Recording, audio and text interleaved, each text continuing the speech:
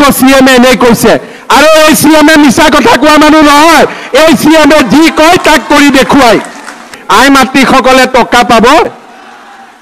আৰু 10,000 টকা নহয় 10,000 টকাটো ভাল কৰি ব্যৱহাৰ কৰিব অহা বছৰ গ্যাৰান্টি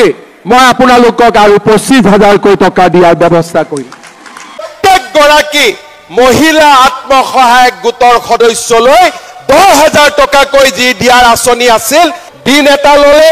পশ্চিমতো দিন এটা ললে পূবতো দিন এটা ললে মই আপোনালোকৰ মাজত আহিম আৰু আপোনালোকক 10,000 টকাৰ চেক প্ৰত্যেক গৰাকী মহিলা আত্মসহায়ক গোটৰ সদস্যৰ হাতত মই তুলি দিম শ্ৰদ্ধাৰ আই মাতৃসকল 10,000 টকাটোতে কিন্তু আপোনালোকে ৰেষ্ট ল'ব নোৱাৰিব এই 10,000 টকাটো আপোনালোকে ভাল কৰি ব্যৱহাৰ কৰিব যাতে পিছৰ বছৰ মই আপোনালোকক 25,000 টকাকৈ দিব পাৰো তাৰ বাবেও আপোনালোকে পৰীক্ষাত পাছ কৰিব লাগিব যদি 10,000 টকাটো মোৰ হাজবেণ্ডে লৈ যায় মই পৰীক্ষাত ফেল কৰি যাম কিন্তু 10,000 টকাটো মই যদি ভাল কৰি ব্যৱহাৰ কৰো আমাৰ খালখনত ব্যৱহাৰ কৰো গাহৰি পালন কৰো মুৰ্গী পালন কৰো তেতিয়া হলে আমি আৰু 25,000 টকা লাভ কৰিম অলপ বেছিকৈ গাহৰিও পালন কৰিব লাগে তেতিয়া কিছুমান মানুহ ঘৰৰ কাষত নাহে আৰু হয়নে নহয়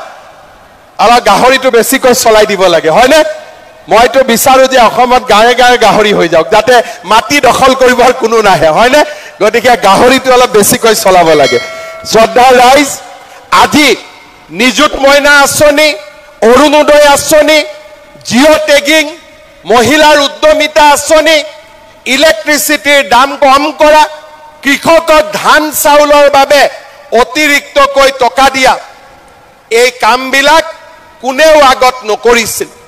প্ৰথমবাৰৰ বাবে আজি আমি ভাৰতীয় জনতা পাৰ্টিৰ উদ্যোগত এই কামবিলাক হাতত লৈছো শ্ৰদ্ধা ৰাইজ জনজাতীয় লোকৰ উপাসনাস্থলী আৰু তেওঁলোকৰ সংস্কৃতিক ধৰি ৰাখিবৰ বাবে আমি নিৰন্তৰ কাম কৰি আহিছো আজি আমি ৰাভাসন পৰিষদীয় এলেকাত এৰি মুগা চুম গছৰ ৰোপণ আৰু তাৰ জৰিয়তে আমাৰ আই মাতৃসকলক স্বাৱলম্বী কৰাৰ বাবে আমি নিশ্চিত আঁচনি গ্ৰহণ কৰিছো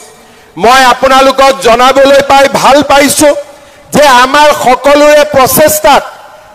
আমাৰ দুধনৈত ইতিমধ্যে আয়ুৰ্বেদিক কলেজৰ নিৰ্মাণৰ কাম আৰম্ভ হৈছে দীনদয়াল মহাবিদ্যালয়ৰ কাম আৰম্ভ হৈছে আৰু খুব কম দিনৰ ভিতৰতে আমাৰ গোৱালপাৰা দুধনৈত আমি মেডিকেল কলেজৰ নিৰ্মাণৰ কাম সহায় কৰি গৈ আছো এতিয়া মই আজি আপোনালোকক মহিলা উদ্যমিতা আঁচনিৰ বিষয়ে দুই আখাৰ মই কথা ক'ব খুজিছো কি মা দে ব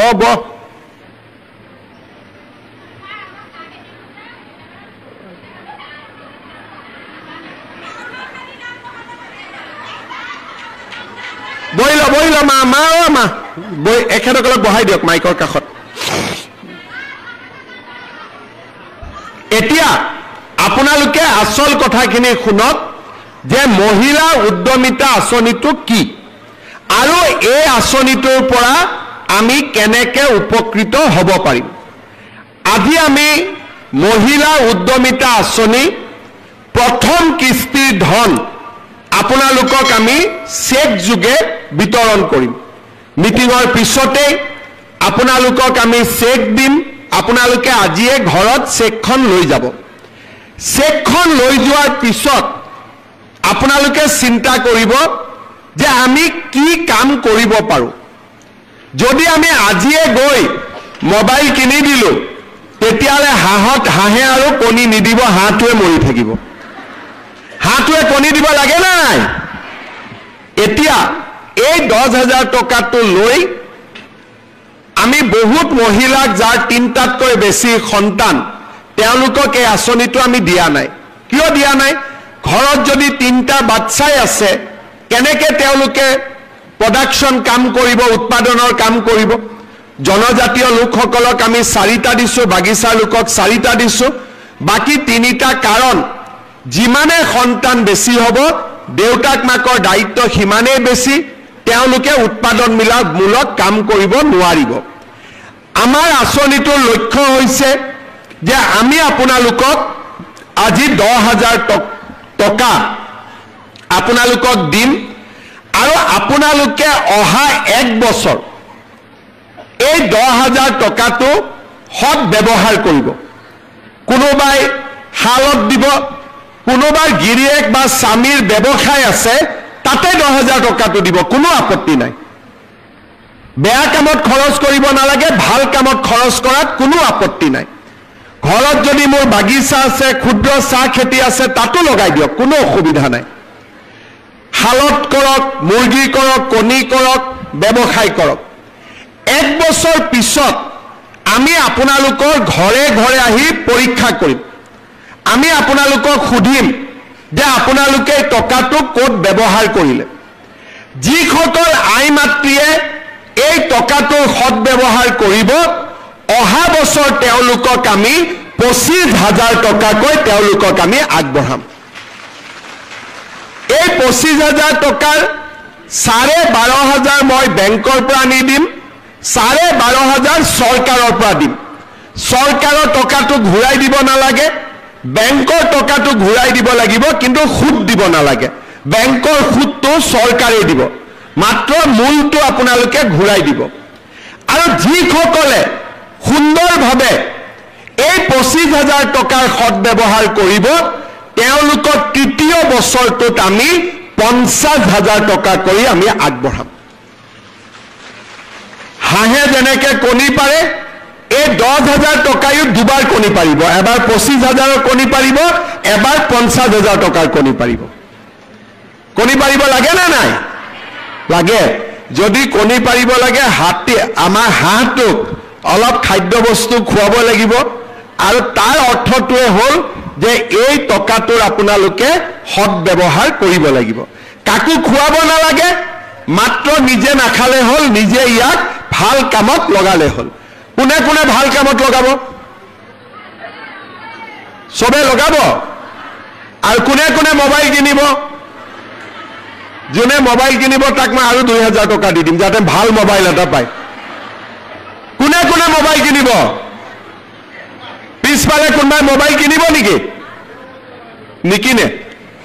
কোনে কোনে নিকিনে হাত ডাঙক আচ্ছা ৰঞ্জিত দা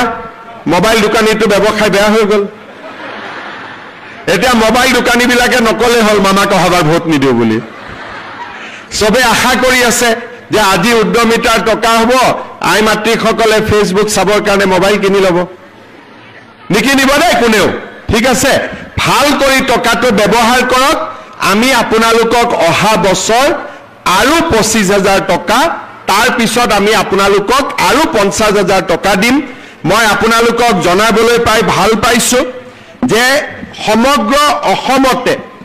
এই আঁচনিটোৰ জৰিয়তে প্ৰায় 30 লাখ এগৰাকী দুগৰাকী নহয় 30 লাখ মহিলা উপকৃত হ'ব বিহালীত কিমান পাব একা আজি